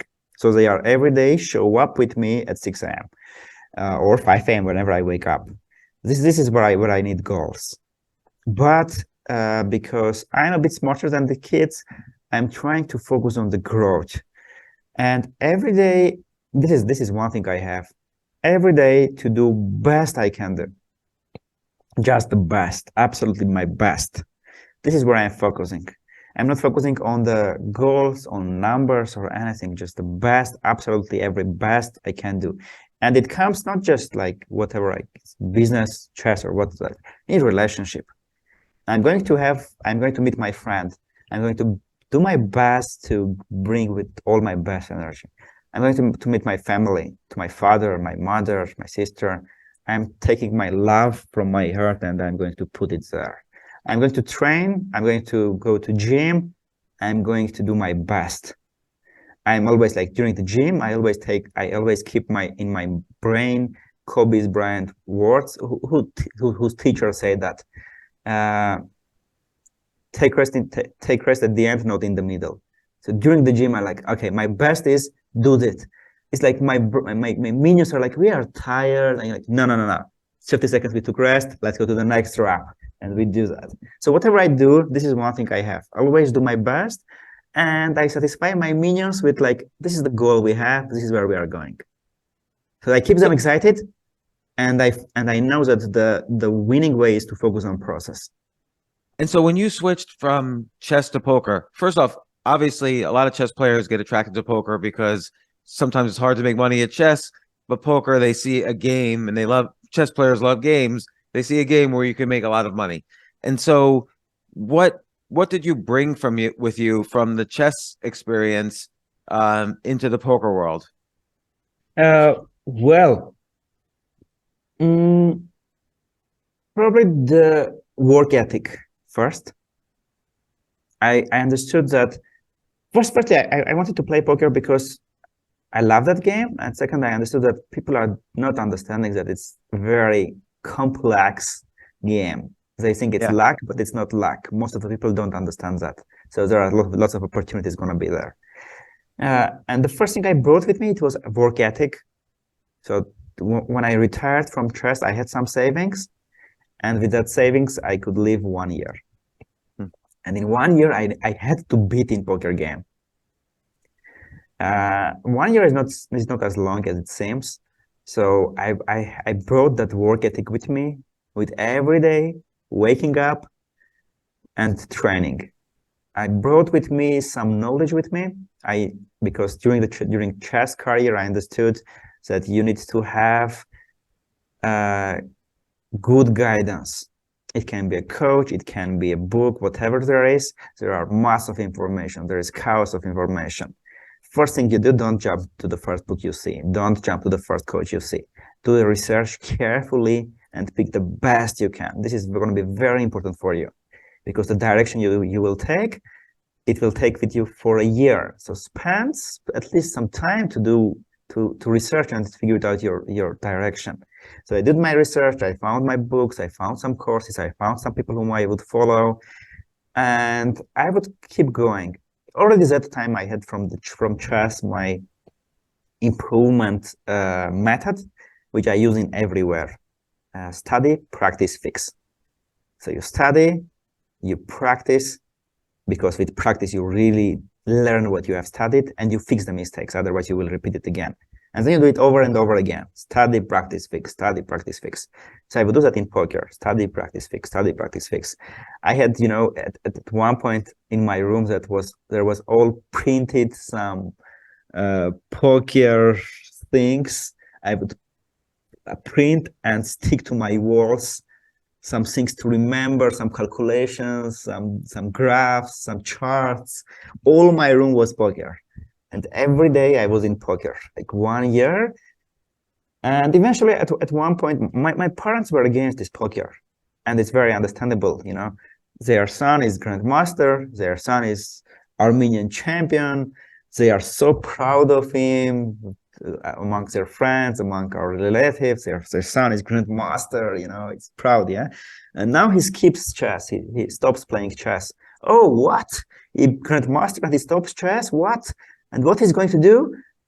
He will play poker. Like, this is not the best answer. Gambler. He's gambler and drinking. Especially in Armenia. Like, if you say it to other countries, like, oh, you're a poker player, oh, you are smart. In our country, it was like, oh, you're a gambler, you're going to play in casinos. Like, what is that? So from chess, Grandmaster, switching to poker, it was very bad. So each time I would play poker and my parents would come, I would just minimize my poker stars, and I would lose money until they leave the room. Huh. And at one point, I figured out, okay, I can win already. It's time I can win, but something I'm missing, and I'm missing that I can just sit, nobody distracts me, nobody enter to my room, and I can do that. And I put myself in a bad situation. I went and I rented the place. The first time ever, it was my dream to live alone at some point, to have a jacuzzi, where at the end of the day, I just lay there, I drink Armenian brandy that Churchill loved so much, or homemade wine, and in jacuzzi, proud of myself. So I finally rented my place. But there was a trick. I had just 1 month payment. And in poker, it's not like, okay, you have standard, like, usually your salary, you are going to pay it anyway. You are playing poker. You can win, you can lose, there can be bad month, good month. But there was a pressure. There was a pressure on me. I have just 1 month, and if I do it well, dear Armenians, we are going to get our dream. You remember you wanted to be in jacuzzi every night, at the end of the day, drink something and relaxing alone. Minions, yeah. So listen me carefully, Minions. This month is going to be the most important month. There is no time to tilting when we play. And there is no time to thinking about other things. There is no time with dating your beautiful girls. No, nothing. No. We are going to eat cakes. No. We are going to have to do our absolute best. We need to perform our best, okay? Then you will have your jacuzzi and everything. It's like, yeah. And I won very big that month. I won so big, I had many months in upcoming months to pay the bills. And then Minions, yeah, we go jacuzzi. So this is how I made it. But also at this point, I mean, you must have known all the whatever is game optimal theory and no, I trained 1 year about 10 hours a day. Mm-hmm. About at least 10 hours a day, and 1 year that period, switching from chess grandmaster to poker player, I just locked myself in my room. No parties, almost no birthdays, no beers, no Friday nights, nothing. I just limited myself, and I say, 1 year we are going to our dream, to our free life, and we're going to do what we love. We love this game. we're going to be free. With this, we can just live in any country we want. Actually, this is eventually I did, right? With just poker, I moved to Thailand. But that was my dream. I'm going to live alone, do whatever I want, poker, playing this game that I'm very interested in. So, okay, what's the price? I think everything has a price. Whenever you want something big, there is a price. Said, okay, the price is going to be no more these parties and everything. Okay, that's the price. I locked myself, and 1 year I trained very badly. And like, I'm wondering if also what you brought from chess to poker, obviously the mindset, the work ethic, but you know, there's this notion of the 80-20 rule. So 20% of the work, you have to figure out what 20% of the work creates 80% of the value. So what do you think, what was the 20% of work in poker that created 80% of your skill? Unfortunately, I didn't know that 80-20 rule, part rule that time. So I was messing around. I was doing all kind of things. But if you had to tell someone now, the research, what you are going to learn, from where you are going to learn, whom you are going to follow. I think that's the not like 199. So it's not necessarily memorizing all the statistics of each hand. It's how you're going to learn how to play. You can learn from so many wrong sources. And unfortunately now, when there are so many websites created for people to make money, so any beginner can teach things. You go to Udemy, every beginner teaches things, and then you look, they have 100,000 students, and look their profiles, they are like they are not expert even. Yeah. And the same was happening in poker, and I think it's happening in everywhere. Wherever you go, almost everywhere, there are like mass of people who are teaching and making money. So what you want to make them have money, or you want to find experts who did that and they genuinely want to help you to improve the game. I think this is something a very, very important thing. The same way I try to learn about marketing, branding, or whatever. Yeah. The first thing I spent lots of time on researching from where, which source, whom, which book I am going to learn. I never take a book and okay, let's start this book. Okay, this has interesting intro, it has interesting description. What is this description? It's written by copywriter to make sales. So like I've spent lots of time before taking my book, because I'm going to spend like lots of hours to read my book. I'm going to spend lots of hours to spend a 20-hour course. So where I'm going to spend. So this research to me is not 80-20, it's maybe 199. So wherever this is my advice to myself and to my very close people. I'm very careful giving public advice because I'm still beginner there. I can give advice in chess. Okay, I'm expert there. But in this business, I'm still beginner. I'm very careful. But this is what it took me it took me, and it continues taking me. I'm doing very careful research before taking something and investing my time. And I guess knowing this, like, so, you know, after poker, you became like this incredible chess coach, and you created this. One of the distinguishing features of chessmood.com is that only top grandmasters have, you know, pick all the content of the site. So nobody less than like the highest level picks all the content on the site. And that makes a huge difference. Like, what would you say is the difference? And again, people who don't know the ranking system, there's like world champions like Magnus Carlsen. There's then super grandmasters who are like, let's say, the top 10 in the world. There's grandmasters, there's international masters, there's something called a FIDE master, there's national master. So there's all these levels of master. What would you say is the difference between a grandmaster and like an international master? It seems just one level, but there are much more international masters than grandmasters. It's tough level to cross, because from international master to cross to grandmaster, there is a very tough competition. You can become an international master, just work from your childhood 5 hours a day and you get to international master. But from international to master to grandmaster, that's very, very huge difference. And often it's not just skills, often it will be mindset things. Some grandmasters realize it unconsciously, just like me. I realized few tricks. I could do it much earlier if I knew what I know now. But it's when you're a grandmaster, you don't know just chess.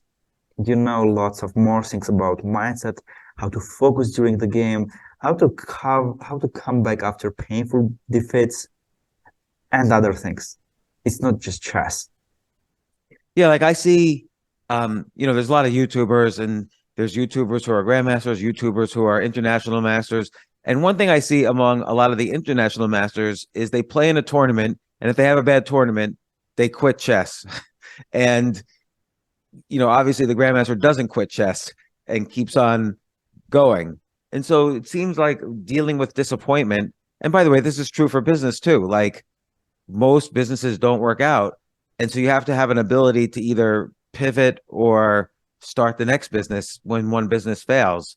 You can't be so disappointed that, okay, now I'm going to just be, a janitor at a restaurant or something. Like you have to, not that there's anything wrong with that, but you have to be able to push through the disappointment. And that's very hard. I was practicing Kung Fu at one point, and we had these grade levels.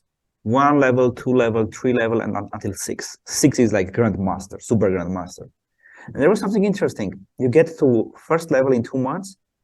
You get to the second level in another 2 months. So in 4 months, you get to the second level. But from second level to the third level, you go in about 2 years. And many would just drop from 2 to 3, many. So I asked my coach, why did you make this way? And he said, look, this is a wall that will separate people who wants it and really wants it. We made the first 2 levels easy, so at least we will introduce them what is this Kung Fu, what is this Wing Chun. We will introduce them some good things, so they will need this knowledge. But then it comes to the wall. You either stop right there, it's like 2 years to try to get 3, and you do over and over same thing, it's become boring, not interesting. So you want it so much, or you're like, okay. So if you're like, okay, you drop it off. And the same way, when you play chess, I think there will be lots of walls. You will have very painful defeats. Everyone has, everyone. I had a defeat, I was 17. I was quite older, like not kid anymore, but I cried like a baby. I cried like a baby. I was so angry. I was breaking everything I could see when I left the playing hall. Just going and breaking everything I could see. And I didn't touch chess for 1 month. And just like that, many just stop chess. Or whatever they do. I came back to chess. So that was a wall for me. I would either stop, I would either go. And just most of the kids, they drop somewhere when they are like very young. They had one bad tournament, they quit. There will be always walls. And where does that persistence come from? Like, is that something that you just had in you because, let's say, you love chess or you love poker or you love Kung Fu or whatever it is so much? Or is it something that, you teach yourself also? Like how much of that is skill versus built in?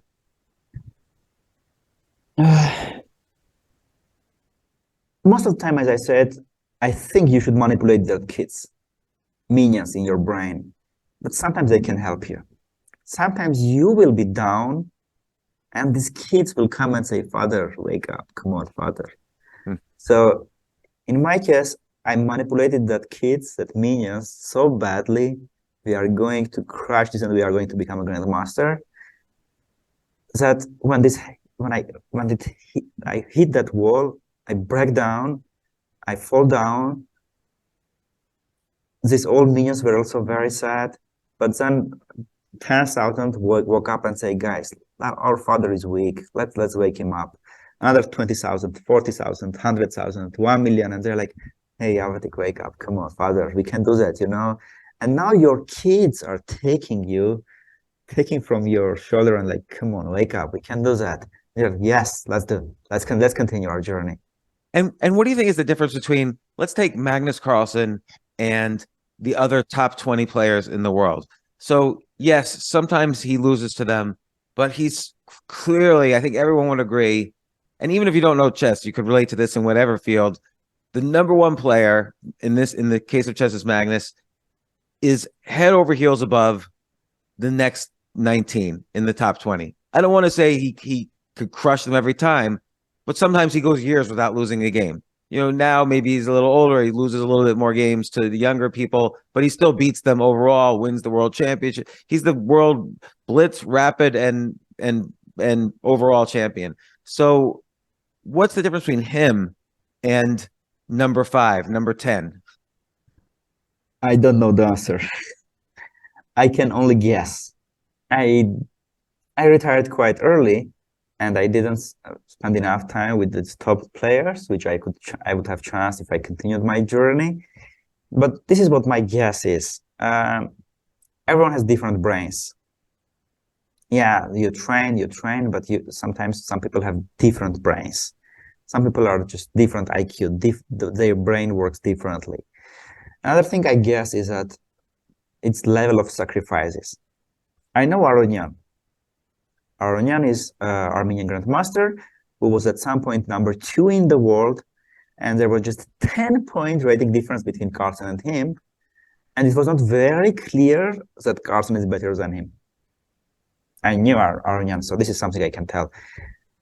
Aronian loves life. He knows about so many things. He had so many interests.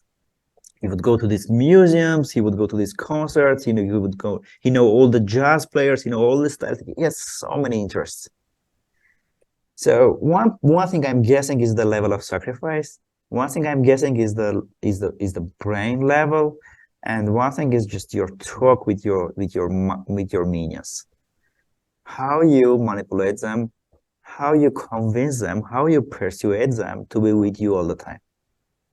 And you think, I mean, that's at the highest level. So, I mean, how much, where does talent take you? So obviously Aronian, who was number 2 in the world, but yet he was able to enjoy many other areas of life, obviously had enormous talent to be able to get to that level and not make perhaps as many sacrifices. Where do you think talent always forces a player to have a plateau? I think talent comes... like where could your talent have taken you if you had not retired from chess? How many years ago was it you retired from chess to switch to poker and then coaching? I retired in 2014. So 9 years ago. If these past 9 years you had been studying chess 10 hours a day, where do you think your talent could have taken you? In top 20. Right, because you were already like, let's say 50 rating points from the top 20. Let's say you were in the 2600s. You took like 150 points. 150 points, but still, I think I would get to top 20, but not in top 5. And what's the difference between the top 5 and you? I think this talent, which people are calling often, it's not just what is given by you from the universe or from your genius. Yeah, there is part how your brain works. Yes. It comes from like how you are born. Okay, someone brain is better than others. But also, I am firmly believer in this foundation thing. If the first floor is weak, you cannot make a 50-floor building. You can make maybe 12. So I think that often it comes to foundation, just what you have done when you were a child, how you, because it's just chess, yeah? How you looked at this game, from which angle, how you understood this game, what you have done in your first 1 year. What are the openings maybe you played? Like, what foundation did you put? Just the same way when I was in Thailand and that guys were teaching me about business, they taught me mindset. My foundation was very weak in order to start mindset. I couldn't make mindset. I couldn't make business with that mindset I had. I had very weak mindset. I had huge ego and other things. So they helped me to just break everything I have and then build a new foundation. And then I continued my foundation. So it's not just as a child. You're able to, if with the right persistence, you're able to rebuild your foundation. Yeah, often some people are getting lucky with their first coach. Who is your first coach is very important. People are often thinking, okay, like I just take to school and then I will take to better coaches. But I think that the first teacher is super important. How they will build that foundation, because then it's tougher to just break everything and rebuild it again. Why I said I would get to 20 to 20. I think my foundation was not so bad, but it was not perfect. And with talent, clearly I cannot say I didn't have talent, because I won my grandmother at 4 years old. But I didn't have that talent. My memory comparing to grandmaster level was very weak. We could say that I was less talented than top 100 players, but I would outwork them everyone. I would talk to my minions, and this way I would compensate that I'm less talented than them, and I would get to top 20, but still I would need that foundation and brain to get to top 5. And I didn't want that. I didn't want to sacrifice all my life to get into top 20 and then to get to the top 5. And even if I get to the world champion, okay, I'm world champion, and what? When I am in the rope weight going to ski and I'm sitting there or I'm taking a shower, nobody knows that I'm world champion. Only me knows. So this is what I was carrying all my life. That whenever I'm alone, when I'm laying in my jacuzzi, I'm happy. Not when I'm in front of the people they know, oh, this is the world champion. Oh, this is a billionaire. Oh, this is that famous people. Like, I didn't care, never. All I wanted is when I'm alone, when I'm in toilet or in bathroom or wherever I am on my bike or my motorbike, I'm happy. This is where I will be with me and with my million kids, my minions. And I mean, I feel like this is related to you switching ultimately to coaching and becoming, I would say, again, from my limited experience, and I've, in my own areas, whether it's business or investing or writing, I've been a coach or a teacher or whatever. I would say you're like a top 20 coach in chess. I mean, I don't know many coaches that have, put in the work and had the success that you've had as a coach. And and by success, I can measure it by seeing how many people you took from, let's say, master to Grand Master, or 500 to 1,000, or what, and also the work I see you put into your website, chessmood.com. When you're looking at other students, are you looking for what are you looking for at first? Are you looking for what's the 20 that can create 80% of the value? What do you look for when you're beginning to work with a student? And this could help, again, anybody who is mentoring anybody or teaching anybody. Well, first of all, I always try to become a better coach, just like that I try to become a better grandmaster, like better chess player or better poker player. Just the same way I did with my chess coaching. I understood that there should be work. And that work was nobody saw. I would now train some students to become better at calculation, but they never saw my hours and hours of research or finding examples. And the same way, my hours when I read books or I spend with my high performance coaches to learning things that I will teach to my students. So this is something I always spend. And if I had this ego, maybe I would say, no, wait, James, I'm not in top 20, I'm top 1. But Ryan helped me. You see that book there? Yeah. He helped me. And one of my goals of this year, my to-do list is to travel the world and meet the people who I think is better coaches than me, and I can learn from them to become a better coach. So this is something that's why I say, like always, Ego is the Enemy is the first book I recommend everyone who want to go somewhere. And coming back to your question, what I'm looking for my students is to make them happier people through chess. I don't want to make them become a miserable grandmaster. And do you know a lot of miserable grandmasters? Yes, very unfortunately. I remember I was living, I was sharing the room during one of the tournaments with a grandmaster who was in the top 50. And he lost the game, and he came back very angry on himself. And I was like, "Come on, it's just one game. Why you are so angry? Let's go to drink something." Like, no, you don't understand. Like, what I don't understand?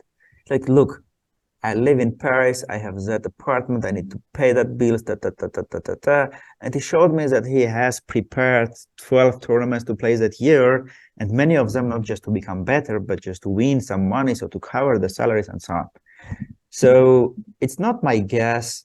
Unfortunately, many top players, they hate their life, but they can't find that courage to leave everything, to stop everything, and start something from absolutely scratch. This is not easy. I haven't read yet Ryan Holiday's Courage book. I'm going to read it. Maybe it will help them. But it's not easy. The same way I remember, it was 2014. I was in Indonesia. I was a Grand Master. I was playing. I was starting to hate my life already. Everything I had in my life, I was not happy. My chess life, it was stopped. My parents was going through divorce. I was not happy. I was playing badly.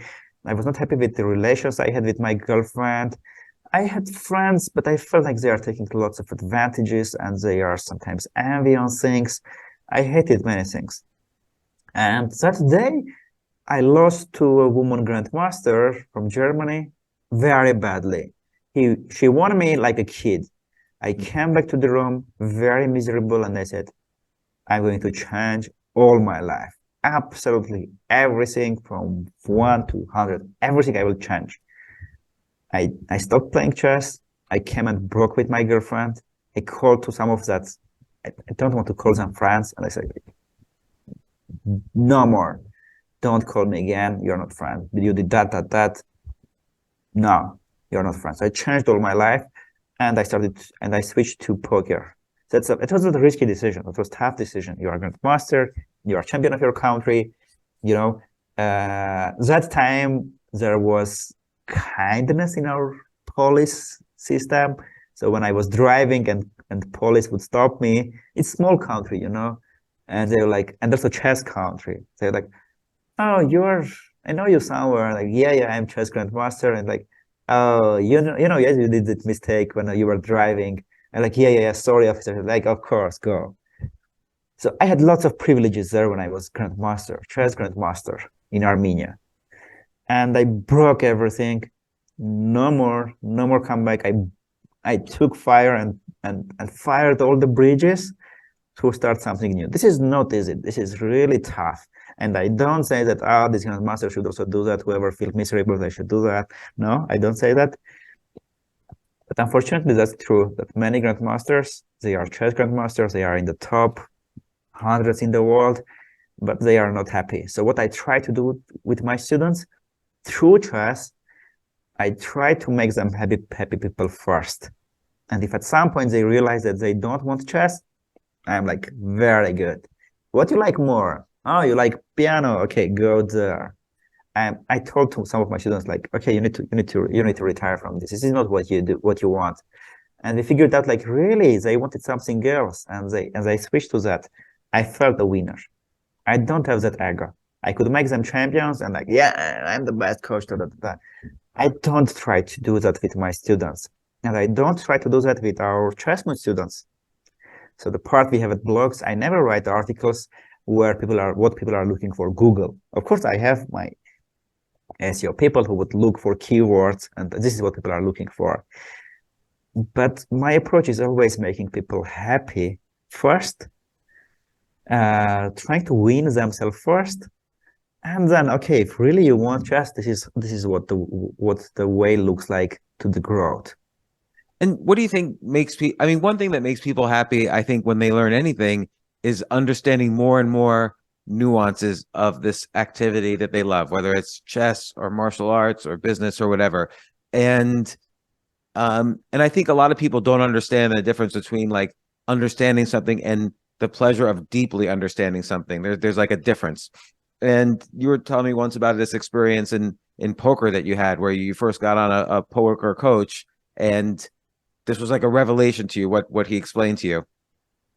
Right. So that was a big thing for me. I thought I'm very good at poker. I was already beating the game very, very nicely. I would enjoy my expensive apartment and every night, jacuzzi, of course, with some nice drinks. And then and then there was a guy who beat me a few times in a row very badly. I analyzed the game to see if I was unlucky, but then I thought, no, I was not unlucky. This guy just dominates me, not just wins me, badly dominates me. Like, I'm not so good anymore. My ego is hurted. Wait. So I like, okay, let's find a coach. So I found a coach. Coach checked my games and like, you are weak. And I'm like, wait, I'm winning the game. Look.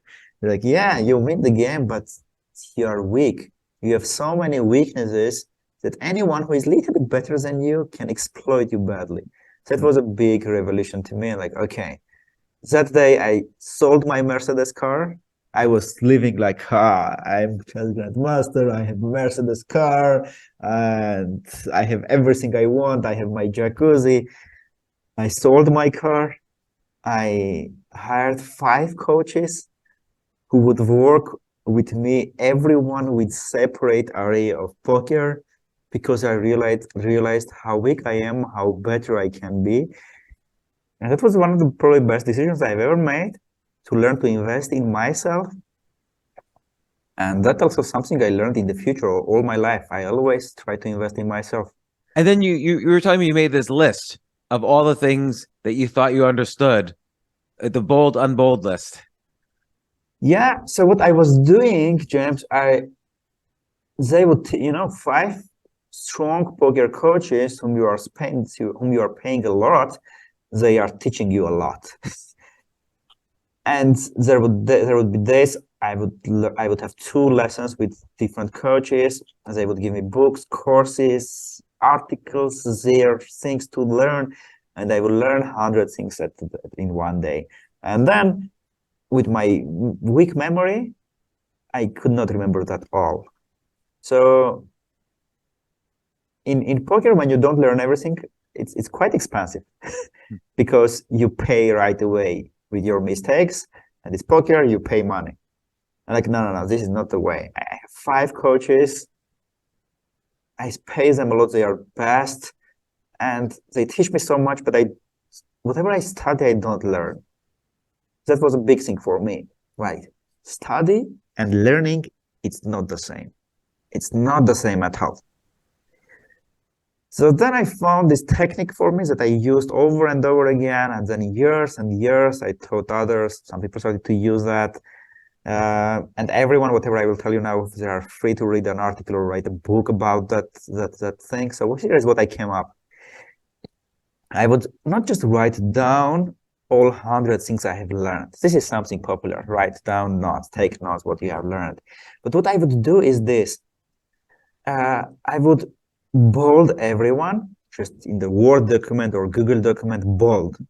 And before the game, I would go through that list and then play. With playing, I would try to digest the information I have. So you eat and you digest, right? So I would try to digest that information. Then at the end of the session, I would come back and review my list, that hundreds of notes. And like, okay, this is I remembered. Oh, about this I forgot. So whatever I remembered, I would unbold them and I would keep others bolded.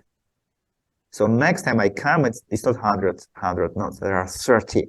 70, I know them more or less. This 30 where I'm going to focus, because my brain, my million minions, they cannot focus on 100 things. Okay, focus on this 30. And then I would play, come back and see how much did I remember. And so like that, I would bold and unbold whatever I have learned. Sorry, whatever I have studied. And this is the way I would learn things. This is the way it would go to my unconscious competence, where unconsciously I would know things. And this unconscious competence came from one of my poker coaches. So many things I have learned from my different coaches that I took to chess. I had poker coaches, I had chess coaches, I had Kung Fu coaches, I had different coaches. So one thing did my coach, my first ever coach, I said, okay, I want to become better. And he's like, okay, send me your last games. In poker, it calls hands. I had about 100,000 hands played in the last month. And he said, like, send me. Like, coach, I was not in a good mood. That's not really me. Let me send you the previous month's notes. He's like, no, send me this. Like, why? It's not me. He said, look, if I wake you up in the middle of the night and I would ask you, would you do this stupid move? You would say no. Why? Because it's your unconscious competence. You deeply understand that. So I want to see your games of the last 100,000 games when you were not in a good mood, because I want to see what you understand and what you not deeply understand. What are in your conscious competence and what are in your unconscious competence? I want to see what are there. This is where okay, conscious competence, unconscious competence. I need to learn things so deeply that they are in my unconscious competence. This was the way that I took with me whatever I now do. I read books, I take notes, I'm bold, I have my list, and I go through them all the time. And I try to take them with me to my unconscious competence, where they deeply have their place.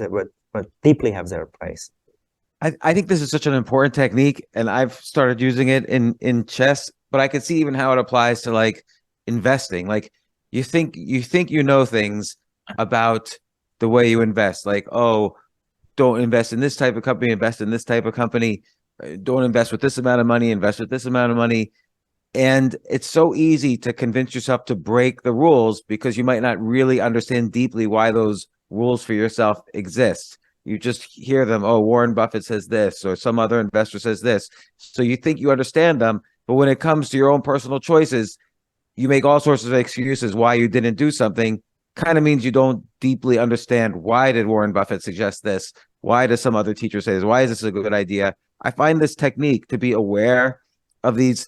What concepts are you aware of, but you're not deeply aware of? I find that to be extremely a valuable insight into the process of learning. So I was amazed when you told me that story. And I think many people, especially in chess, they are doing these mistakes. They are trying to memorize some variations. If they played that, I played this. If they played that, I played this. But that doesn't work. And because chess companies, they are smart. They have VCs. They have CEOs, smart people. They sell people what they want, and they sell this dream, memorize variation. But it doesn't work. What works is understanding. If you understand one concept, even if you forget that thing, you will find the solution. And I thought, like, okay, I'm reading one book. I finished that book. After 1 month, what do I remember from that book? I found it's like very little. Oh, so why do I read so many books if I remember so little? My ego is happy. My ego is like, oh, I read that. I studied that. My ego makes happy, like I'm improving. But like, wait, ego, dear ego, you don't really improve. You are just studying. You are not learning. So then I came back and I started to really spend time with the books. Usually I read with my ebooks. I would highlight, I would export the notes, I would bold them, and I would try to use in my life whatever I have learned. And time to time I would come back to my books. And this is something I am absolutely agree with Naval Ravikant. I love this advice. He says, it's better to just have 100 books and read them over and over again than read thousands of books. Yeah, this is where you learn, not study, and then you don't really learn anything. Yeah, it's so interesting. And again, you're the only chess player I know who quotes Ryan Holiday, Naval Ravikant, Derek Sivers, Tim Ferriss, Tony Robbins, all of these people. And I think that plays a large role in how you've learned and how you teach. Let me ask you something. You mentioned before study, practice, fix, study, practice, fix. And that's often called deliberate practice. So people who believe in this 10,000 hour rule, that's what's called deliberate practice. If you do 10,000 hours of deliberate practice where you repeat the same thing over and you fix and you work with a coach and then you fix and then you do it and a coach analyzes and you fix. But there's another concept called deliberate play where instead of doing the same thing over and over again, you mix it up a little bit. You play, you experiment, you try something new. Chess is something where it is very repetitive. If you play a certain opening, you'll always play the same moves when your opponent, gets into the same opening. What way in chess or poker or whatever can you try deliberate play where you experiment with things as you're learning? Well, I had a student. He became my student, also chess mood student at the same time, and he raised 500 rating points in about 6 months. It was crazy. He loved chess so much he was kid. During the school, he would just sneak and he would play chess with his phone. He learned all our openings very deeply, very, very deeply. He must have had a very good memory. Not as good memory as the way we did. He would study, he would play, and we would fix.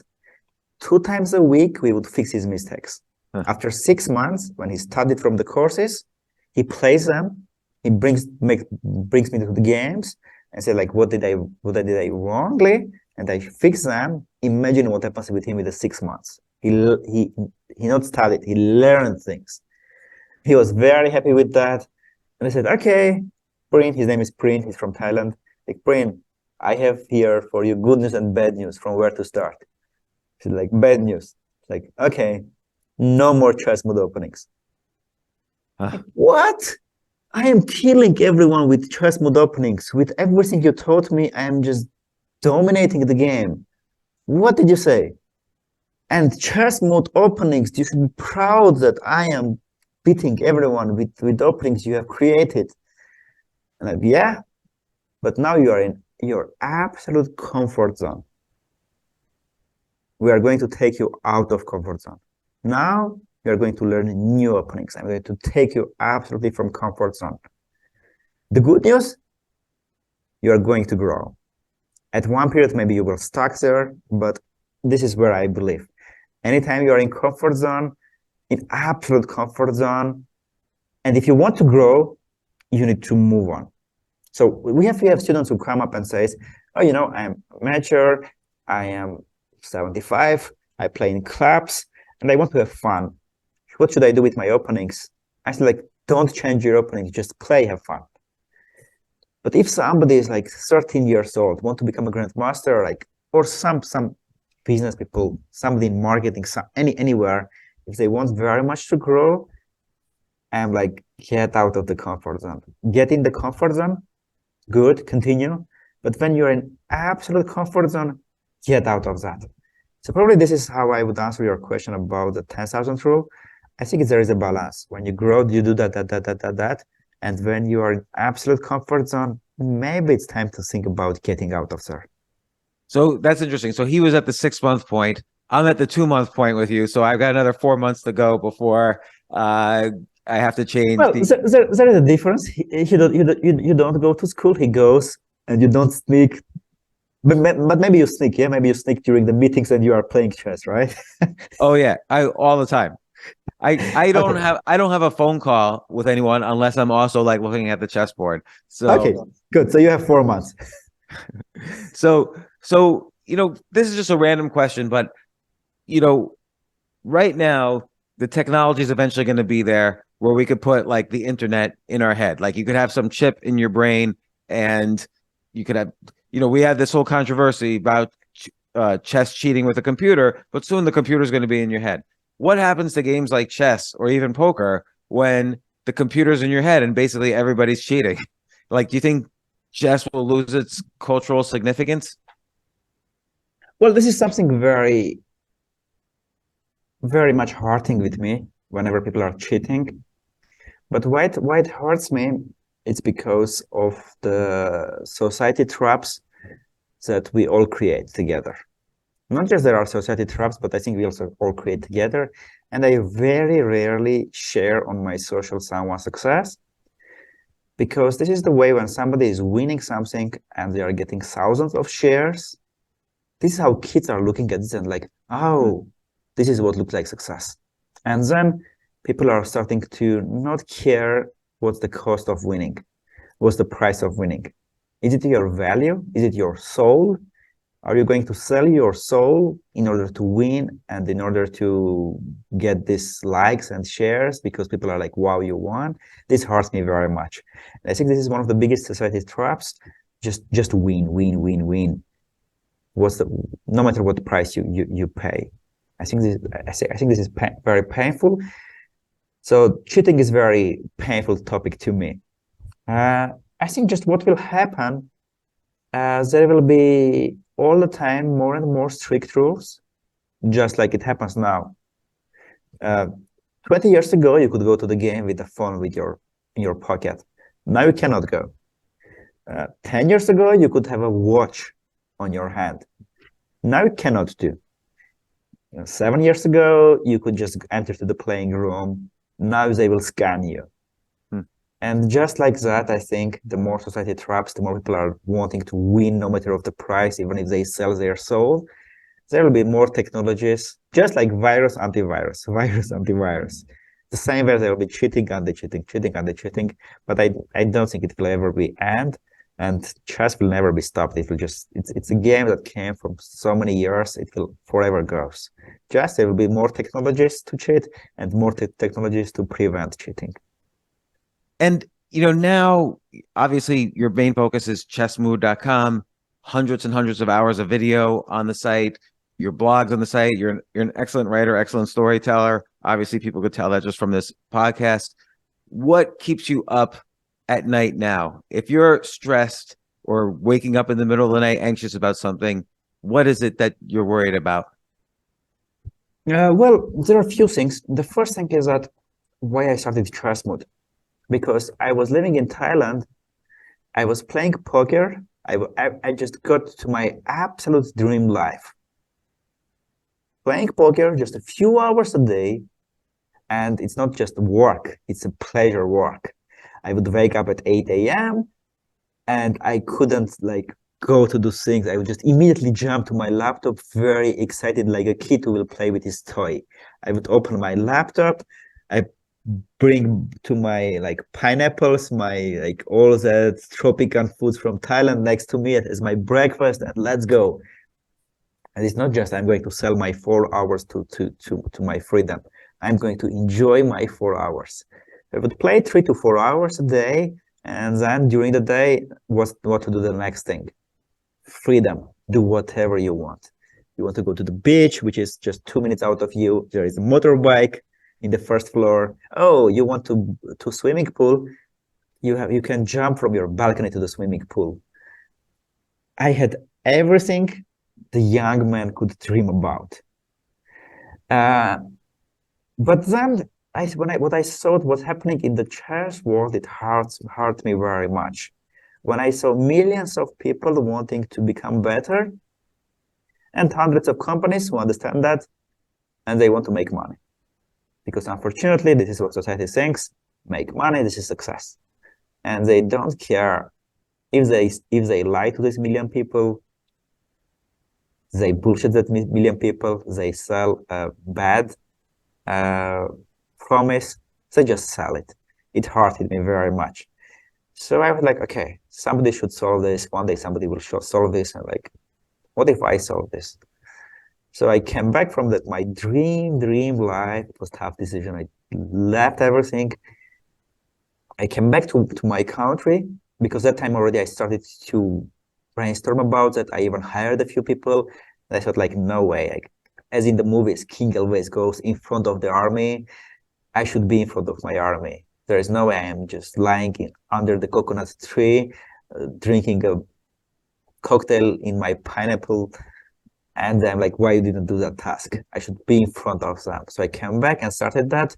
My main pain is so many people are wanting to improve. There are just a few people, I can count them on my fingers, that genuinely wants to help them. And there were hundreds of companies. Now there are not hundreds.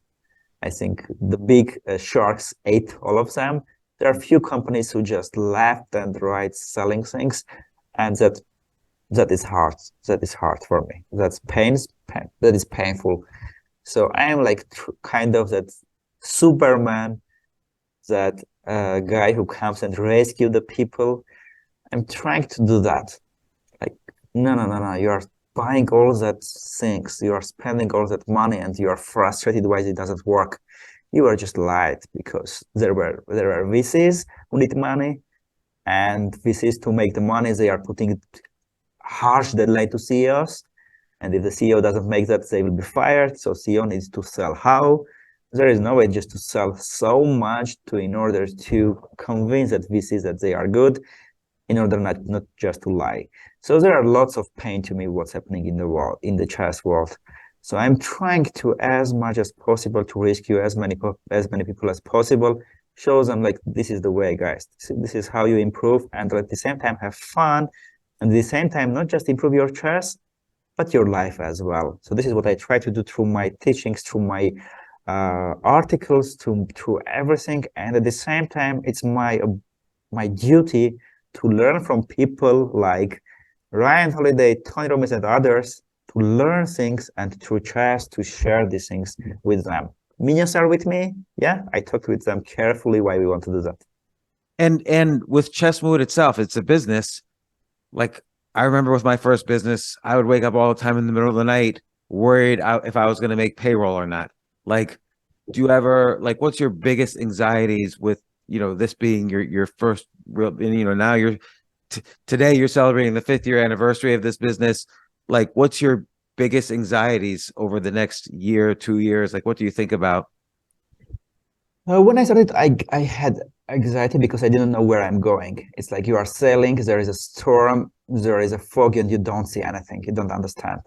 I had just my disciplines. I knew I wanted very much. I knew I have these millions of minions with me, but I was not sure with my direction. Now, very rarely I have any anxiety. I try to build the company of my dream. And one of my dream was, it's never becomes a corporation, and we never have any employees, but we have teammates. And I never ever call them employees. They are all my teammates. That was my dream. And my dream was to make a company where everyone has a freedom, because I think freedom is a big part of happiness.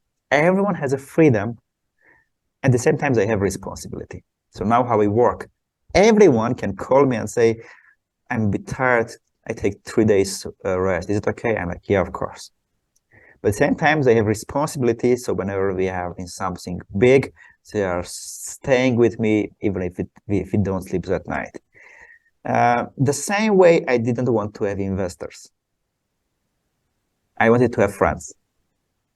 So when I was starting Chessmood, I got some interesting offers. Maybe people will realize that, okay, it's a chess grandmaster.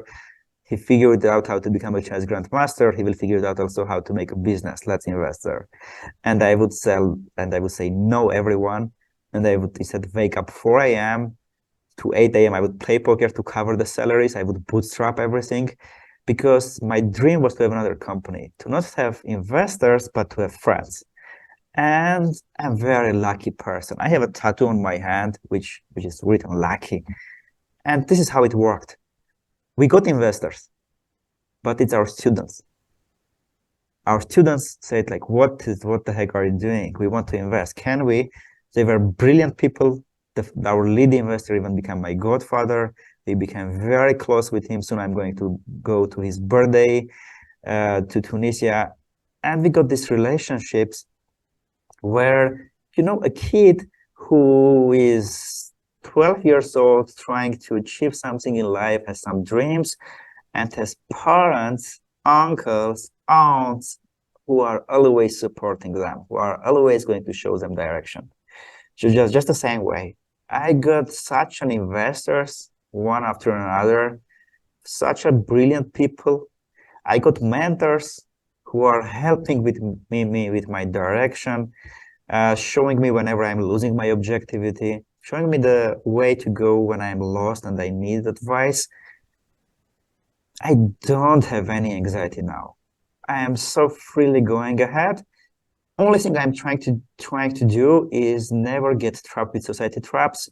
never to lose my control, never let my ambitions to eat myself. And the way I do is usually I go over and over through Stoicism, through Ryan Holiday's books, to keep myself in my hands, to never lose my control. Otherwise, I don't have any anxieties. I am so happy how the way goes. I have so much insurances. I have so many people covering my back and helping me. I could just dream about. I could not dream about even to have so many people who would support me on this journey when I started this.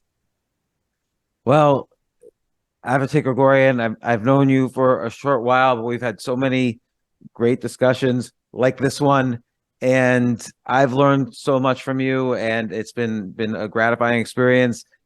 Again, congratulations, chessmood.com's 5th anniversary. I have spent so many hours on that website, more hours on that website than probably any other website ever. And it's helped me quite a bit in just the past 2 months since I've been working with you and working with it. And thanks for coming on the podcast. Like, this has been every one of these techniques, from the bold, unbold to the minions to, all the techniques we discussed in between. I've learned so much from. So thank you again for coming on the podcast, and continue to have good luck with chessmood.com. And I encourage everyone, whether you play chess or not, I encourage everyone to try out chessmood.com. Thank you very much, James. And you have done a lot to me. You mentored me. I have learned so many lessons from you, and you are one of the brilliant people who are in my life. I am thankful as well for whatever you are doing for me, and for everything you do for the people, and the way you do these things. It's just so inspiring, and I learned so much from you myself. Thank you very much. Well, thank you, Rob. I appreciate that.